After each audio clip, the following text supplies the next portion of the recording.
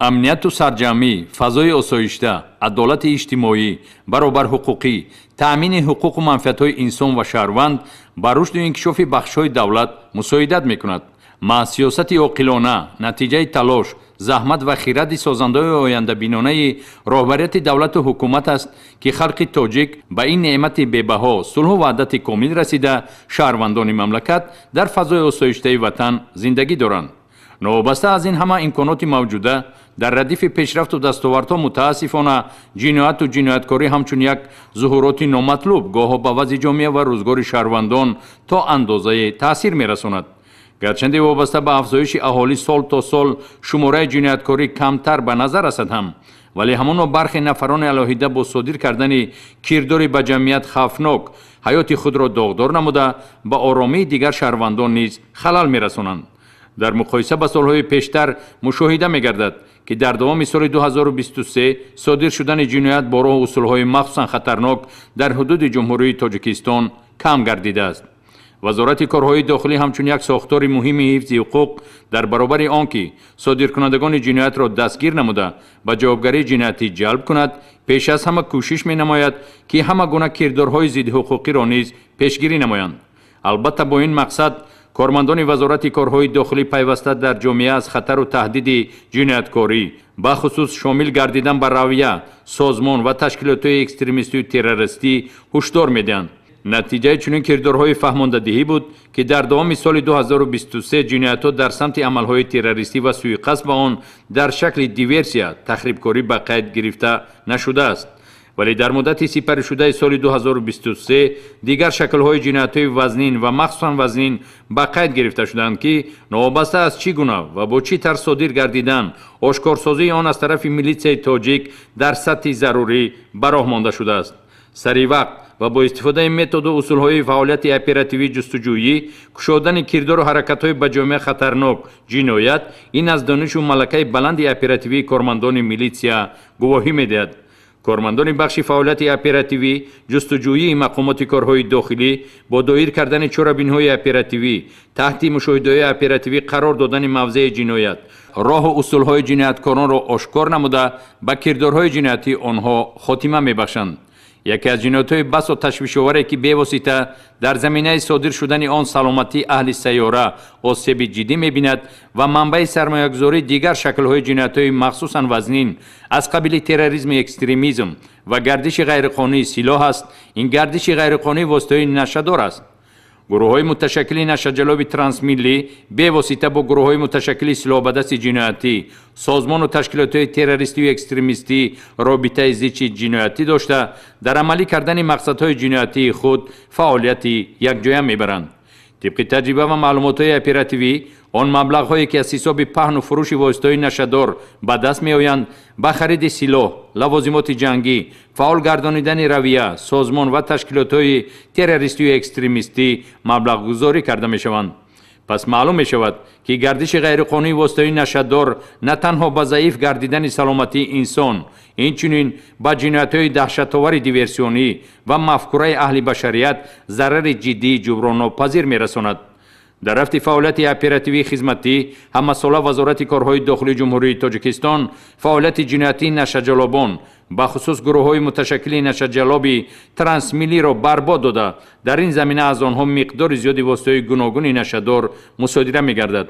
از جمله در نتیجه یک عملیات اپراتیوی کارمندان ریاست کافتگاه جنایتی وزارت کارهای داخلی فعالیت جنایتی یک گروه متشکل نشه‌جلبی ترانسمیلی را در هیئت 5 نفر آشکار و دستگیر کرده از آنها 104 کیلوگرم واسطه‌های نشه‌دار دریافت و مصادره نمودند. رهبر این گروه متشکل نشه‌جلب ترانسمیلی شهروند شریپوف عبدمنان موحیدینویچ با لقب منان و اعضایان این گروه جنایت پیشه نشه‌جلب سفروف اسکندر، یوسفوف سهراب، فاضلوف نعمت الله و شریپوف محمد میباشند. رهبر این گروه جنایت پیشه شریپوف عبدمنان واسطه‌های گوناگون نشه‌دار را با واسطه گروه‌های نشه‌جلب افغان طریق قاچاق به دست آورده نه تنها در حدود جمهوری تاجیکستان پهن میکرد، همزمان از شهر دوشنبه به ولایت سوخت و خارج کشور انتقال میداد.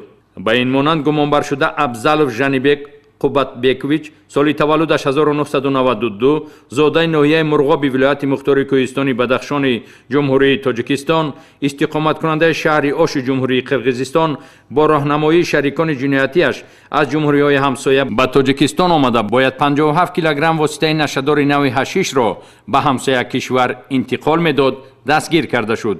далели дигар, шаҳрванд Холмадов Исо Шерхонович, соли таваллудаш 1962, сокини деҳаи ҳаёти нави ноҳияи Мирсаид Алӣ Ҳамадонии вилояти Хатлон, ки дар олами ҷиноят бо лақаби мудири Исо маъруф аст, ҳангоми ба муомилот баровардани воситаҳои нашадор дар ҳаҷми 92 килограмм дар ҳудуди шаҳри Душанбе дастгир карда шуд. Тахминан як 10-15 сола ки ба ҳамин хариди фурӯши маводи ҳодира саркор дорам. Шаввали августон ба пеши ман омад, мо қатъи маслиҳат кардем, қатъи оҷиғулон маслиҳат кардем ки мара пешниҳод кард ки ма тахминан 80-90 килограмм нави афён дорам ки ҳамеро мара хариди фурӯш кард бите. баъд ман розӣ шидам, ҳамин чиза аз дасти ҳамон қабул кардам. Тахминан 4 халта қабул кардам ба миқдори 80-90 кило. ҳамин оварда дар территорияи фермаи ҳамин гӯспандор дар дараи Кардон таҳия карда пинҳон кардам. дар идомаи коркардҳои оперативӣ ҳаммаслаки дигари номбурда шаҳрванд Акбаров Наҷмиддин Аламович дастгир карда шуда, аз манзили истиқоматии ӯ воқеъ дар ноҳияи Сино маҳаллаи Испечак дар ҳаҷми махсусан калон 170 килограмм воситаҳои нашадори нави метафетамин ва ҳашиш дарёфту мусодира карда шуд. дар раванди чорабиниҳои оперативӣ тафтишотӣ, иншоот, нақлиёт, хоҷагиву марказҳои хизматрасонӣ, хоҷагиҳои кишоварзӣ, чорвоёни тозиву калони ширдеҳ ва майда, ки шумораашон ба 5000 мерасад, ба гумонбаршуда Исо Холмадов мансуб буданд, муайян карда шуд.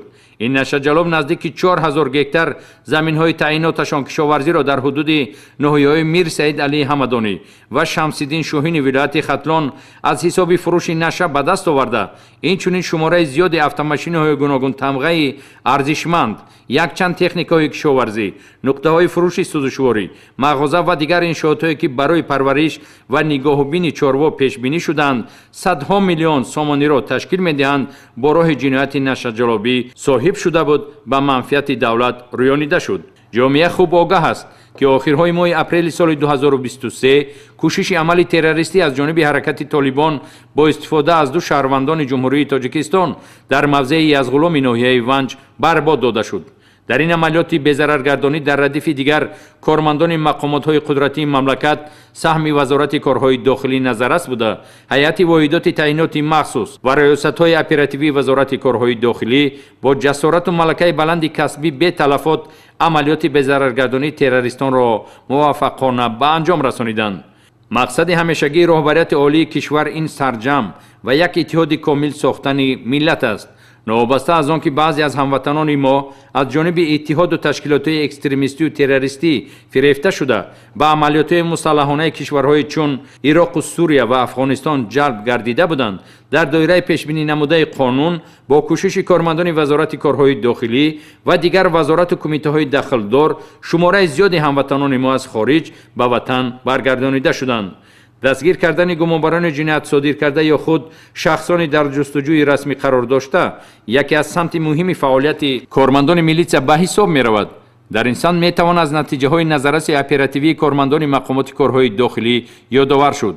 дар дастгир намудани ҷинояткорони махсусан хафнок, бахусус аъзоёну пайравони ташкилотҳои экстремистию террористӣ саҳми кормандони вазорати корҳои дохилӣ назаррас аст.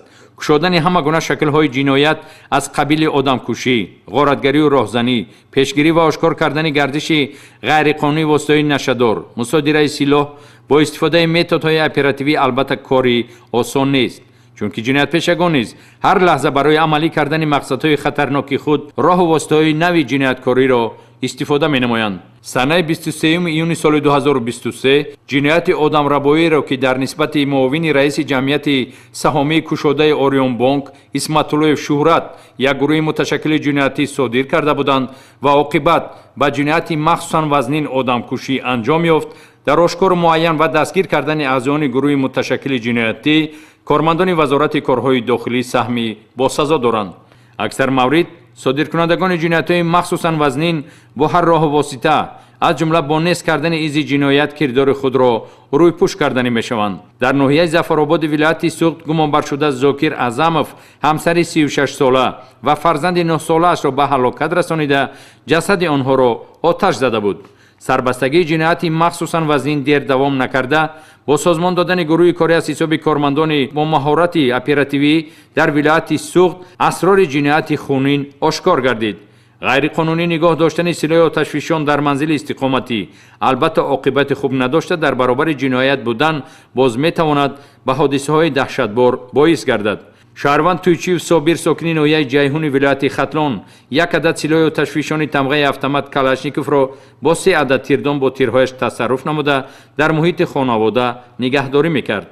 نزدیکانش پیرو محمد فرید و 2 نفر نابالغ ساکنان ناحیه 5 که از حالت مذکور آگاه بودند برای پنهانی سلاح آتشفشان را با خود برده از بی احتیاطی پیرو محمد فرید 1 نفر نابالغ را در چشمش پرانده به هلاکت رسانیده است.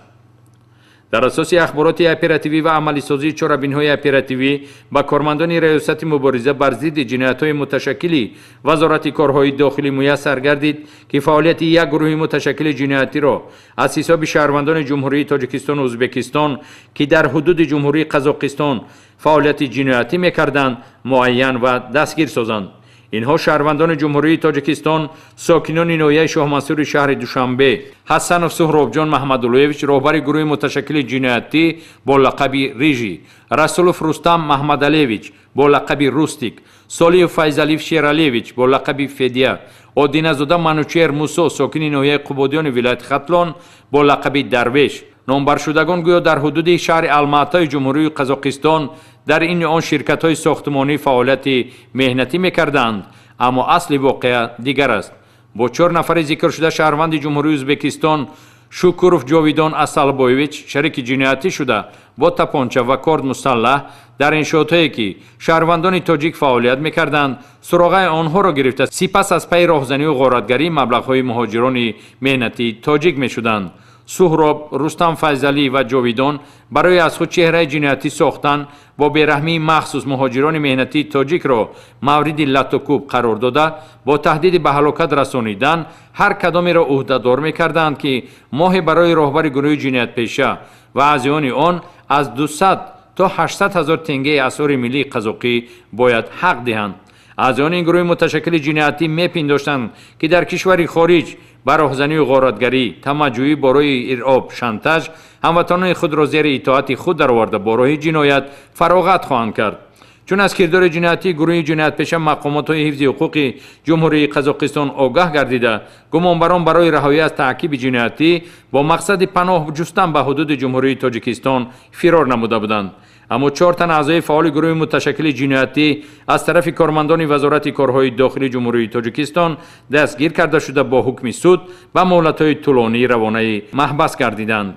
دلیل دیگری به این مانند شهروندان جمهوری تاجیکستان شوکت جان و روشن اوتاجانوف ساکنان ناحیه شاه منصور شهر دوشنبه که قبلا با شهروند عبیدجان محمدعلیف خصومت و بحث مالی داشتند پسر محمدعلیف میرزا حامید محمدعلیف را که همراه اوتاجانوف در شهر مسکو فدراسیون روسیه مهاجر مهنتی بود اسیر گرفته برای رهایی میرزا حامید از پدرش عبیدجان محمدعلیف $30,000 آمریکایی طمع نمودند.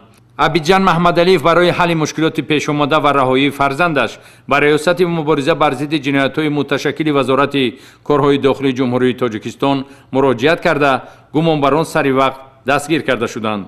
شهروند جوریف محمد شریف بابا مرادویچ در کارخانه جمعیتی دارای مسئولیتش محدودی امیگا فودز به حیث خزینه‌دار کار و فعالیت نموده در این مدت کاری از حساب کارخانه مذکور زیاده از 1 میلیون سومانی را به منفعت خود صرف نموده است.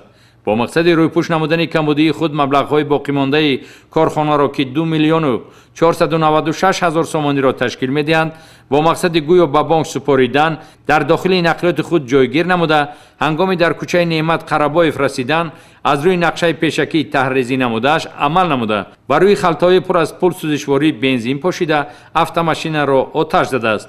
در نتیجه سوختار قسمت زیادی مبلغ نیست و نابود گردیده است که گمانبر شونده با این کردارش و شرکت جمعیتی دارای مسئولیتش محدود امیگا فودز ضرر کلانی پولی رسانیده است. ضمن دایر نمودن چاره‌بین‌های اپراتیوی جستجویی معلوم گردید که автомاشین مذکور نه با نقصان تکنیکی بلکه قصداً از جانب جورایف محمد شریف آتش زده شده است. числои севиякам супориш шид ки банкда 3 миллион сум буда гузарондан дар кора. Баъд ҳамин ҳолатда истифода ба ҳамин маъмал гуфтам истифода барем. Рафтам аз заправка бензин харидам. Банк рафтанда омадам айкор соатои 9 да чихеле ки мисол супориш буд 7 миллион не 2 миллион гирифтам хатем. Бурдум рахда, ними рахда, намира гуфтум аввал саатем ки кабута ба анҷода 7 миллион сум сухт рафт. Да ами раҳбара бензина рехтам шуд. Хатим мошини ами корхона ҳамаш айда буд. алош сар буд. با مقصد به دست آوردن مبلغ کلان مفت بعضی از شهروندان متاسفانه به بازی‌های بوکمیکری مشغول شده تمام دارایی‌های خود را از دست می‌دهند. از جانب کارمندان میلیسیا در نتیجه پیشبرد یک قطار چاره‌بین‌های اپراتیوی جستجویی برای قصداً نیست و نابود ساختن مال و ملک شهروند سلیمانزاده احمد خورشید دستگیر کرده شد. ضمن پیشبرد کارهای تفتیشاتی معین کرده شد که نامبرده مدتی طولانی است با بازی‌های بردناک کامپیوتری مشغول گشته پیوسته مبلغ‌های خود را از دست می‌داده است. از جمله سنه 5 ایون سال 2023 نیز در نقطه جمعیت دارای مسئولیتش محدود ارسال تنیس تیجه مبلغ کلان خود را از دست داده است. سپس در حالت خشم و غضب با مقصد انتقام گرفتن خود همان روز تخمینا ساعت 21:45 دقیقه با خود سوزشواری بنزین آوردن نقطه بوکمیکری مذکور را آتش زده است. گمانبر شده در نتیجه این کردار ضررآور خود و صاحب ملک نزدیک 50,000 سامانی ضرری مالی رسانیده است. برای طایفه جنایت پیشه که میخواهند از حساب دیگران زندگی پیش ببرند سرچشمه درآمد مهم نیست. در حدود شهر دوشنبه ولایت‌های سوخت و ختلان صادرشوی سلسله جنایت‌های دزدی از دستگاه‌های مبلغ گذرانی یعنی بانکمات‌های بانک اسخطه و هما از گروه جنایتی درک می‌داد که با مصلحت پیشکی و تیاری مخصوص در وقت شبانه صادر می‌گردید. در نتیجه به راه ماندن چاره‌بین‌های اپراتیوی جستجویی اخیراً این گروه سازمان یافته جنایت پیشه دستگیر کرده شد.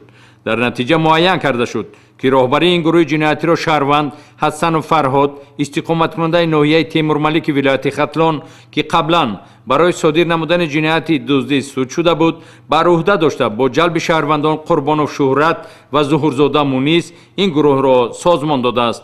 نامبردگان با تیاری مخصوص با تجهیزات برنده و شکننده و در روی نقاب و دستپوش شبانه اساساً دستگاه‌های خودکار مبلغ گذرانی را هدف جنایتی خود قرار دادند. این گروه جنایت پیشه با مقصد از جوابگری پنهان شدن توسط автомاشین خود تمغه آپل مکان جایگیرشوی بانکمات‌ها را معین نموده جنایت‌های دزدی را در مدت‌های گوناگون و مکان‌های مختلف صادر نمودند. از جمله یک مدت در حدود شهر دوشنبه و بعد گذشت وقت معین در حدود ولایت ختلان و ولایت سوخت جنایت‌های دزدی را نیز صادر کردند. از جمله سنه 23 آگوست سال جاری با شکستن بانکمات اسپیتامین بانک واقع در کوچه شمسی ناحیه سینا از داخل آن 16360 سامانی را تصرف کردند. همین طریق این گروه جنایت پیشه در عموم 99 عدد دستگاه‌های مبلغ گذرانی بانک اسخطه را شکسته از داخل آنها در حجم عمومی 600,000 سامانی از بانک هما 22 عدد دستگاه و یک عدد دستگاه خودکار اسپیتامین بانک را شکسته مبلغ‌های کلان پولی را از آن خود کردند. همزمان در نتیجه پیشبرد کارکردهای اپراتیوی جستجویی نقشه پنهانی جنایت مخصوصاً وزنین راهزنی آشکار کرده شد. دستگیر شده قربان و شهرت نقشه راهزنی و گروگانگیری نماینده شرکت کوکاکولا واقع در ولایت ختلان را تحریزی نموده با این مقصد چند مدت اطراف کارخانه و طرز اصول صادر نمودن جنایت و ربودن مبلغ‌های کلان پولی شرکت مذکور را نقشه‌بندی نموده است. نامبرده همزمان شهروندان صاحبزاده شیراز و قاسم و ساربان ساکنان ناحیه جلال‌الدین بلخی را که قبلا برای صادر نمودن جنایت راهزنی سود شدند برای صادر کردن این جنایت نیز جلب نموده است. ضمن پیشبرد کارهای اپراتیوی جستجویی از جانب کارمندان میلیسیا معین کرده شد که شهروند فردوس قیام‌الدینویچ و حسنوف نوروز حسنبایویچ ساکنان شهر دوشنبه با مقصد به دست آوردن مال و ملک غیر برای فریب و سوء استفاده از باوری شهروندان جهت فرستاندن آنها به زیارت حج فرضی در سال 2023 از جبر دیدگان مبلغ‌های مخصوصاً زیاد را تصرف کردند. гумонбаршудагон барои боварии мизоҷони худро ба даст овардан бо автомашинаҳои гаронарзиш сайр намуда ҳатто 2 нафарро ройгон ба ҳаҷи умра фиристоданд то ки ба боварии дигарон сазовор гарданд. илова бар ин бо истифода аз ному мақоми мансабдорон ки бо онҳо ҳеҷ робитае надоранд майдони кирдорҳои қалобии худро васеъ намуда дар умум беш аз 200 нафарро ба доми фиреб кашиданд. зарери расонидаи ин гумонбарон ба ҷабрдидагон зиёда аз 7 миллион сомониро ташкил медиҳад. бо пешрафти технология усулҳои нави ҷинояти қалобӣ низ дар ҷомеа зуҳур намуда истодааст. гумонбарони ҷинояти қалобӣ бо истифода аз шабакаҳои иҷтимоии интернет шаҳрвандонро ба доми фиреб кашида аз ин ҳисоб фоида ба даст меоваранд. аз ҷониби кормандони вазорати корҳои дохилӣ шаҳрванд раҷабов маъруф абдурашидович сокини шаҳри ваҳдат ки пеш барои содир намудани ҷинояти қалобӣ суд шудааст боз бо ҳамин ҷурм дастгир карда шуд.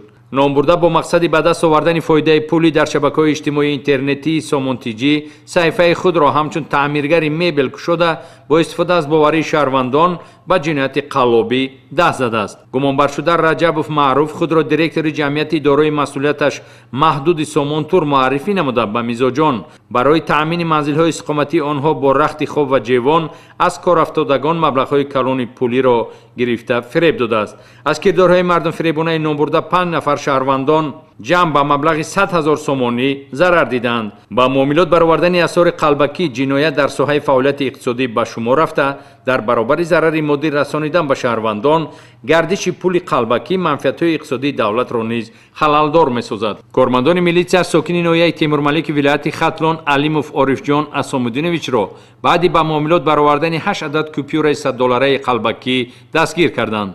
пулҳои мусодира гардида аз рӯи шаклу ранг ва дигар параметрҳо шабеҳи воҳидҳои пули аслӣ мебошанд ки на ҳар кас қалбакӣ будани онро муайян карда метавонад. гумонбаршуда олимҷон алимов қалбакӣ будани пулҳои худро медонист. вақте ки нахустин кӯшиши ба муомилот баровардани доллари қалбакӣ дар ҳудуди вилояти хатлон бемуваффақ анҷомида саррофи пулвазкунанда аз сунъиву қалбакӣ будани маблағи пешниҳодшударо мешиносад ва дар идома гумонбаршуда алимов ҳаракатҳои ҷиноятиро дар ҳудуди вилояти суғд амалӣ карданӣ шудааст. маълумоти моҳияти оперативӣ доштаро кормандони шӯъбаи вазорати корҳои дохилӣ дар шаҳри гулистони вилояти суғд пайгирӣ карда дар натиҷаи коркардҳои оперативӣ ва муҳити идорашавандаи оперативӣ шахси гардишдиҳандаи пули қалбакӣ дастгир карда шуд. рӯзторӯз дар раванди пешрафти илму техника доман паҳн намудани шабакаи интернет вазорати корҳои дохилӣ тавассути шабакаҳои иҷтимоии интернетӣ бевосита бо шаҳрвандон робитаву ҳамкори зичро ба роҳ мондааст. шаҳрвандон бо боварӣ ба воситаи шабакаҳои фейсбук вайбер имо ватсап вичат телеграм ва дигар шакли алоқаҳои интернетӣ оид ба вайрон гардидани талаботи қонун аз ҷониби дигар шаҳрвандон маълумот акс ё навор ирсол менамоянд ки аз ҷониби масъулини вазорати корҳои дохилӣ ва ҷузъу томҳои он дарҳол мавриди баррасӣ қарор гирифта аз натиҷааш тавассути сомонҳои интернетии вазорати корҳои дохилӣ маълумот дода мешавад. милитсияи тоҷик имрӯз тавонистааст боварии халқро ба даст оварад, пуштибони халқ ва таъмингари адолату баробарӣ бошад. сафи кормандони фаъол ва беҳтарин дар вазорати корҳои дохилӣ рӯз то рӯз афзун мегардад. заҳмати шабонарӯзии кормандон метавонад ҷомеа ва давлату миллатро аз хатару таҳдидҳо ҳифз созад. милитсия кафили амният, осоиштагии рӯзгори мардум, фазои орому осудаи давлат ва ҳимоятгари ҳуқуқу озодиҳои иқтисодиву иҷтимоӣ ва сиёсии сокинони кишвар аст. бо ифтихору шукр, бо сари баланду забони бурро, содиқ ба савганди касбӣ, ҷонисори ин сарзамини муқаддас ватан ваъда медиҳем ки намегузорем пои нохалафе ба хоки поки аҷдодии мо роҳ ёбад. ватан истиқлол, ваҳдат ва шукӯҳи фараҳафзоят ҷовидон поянда буд.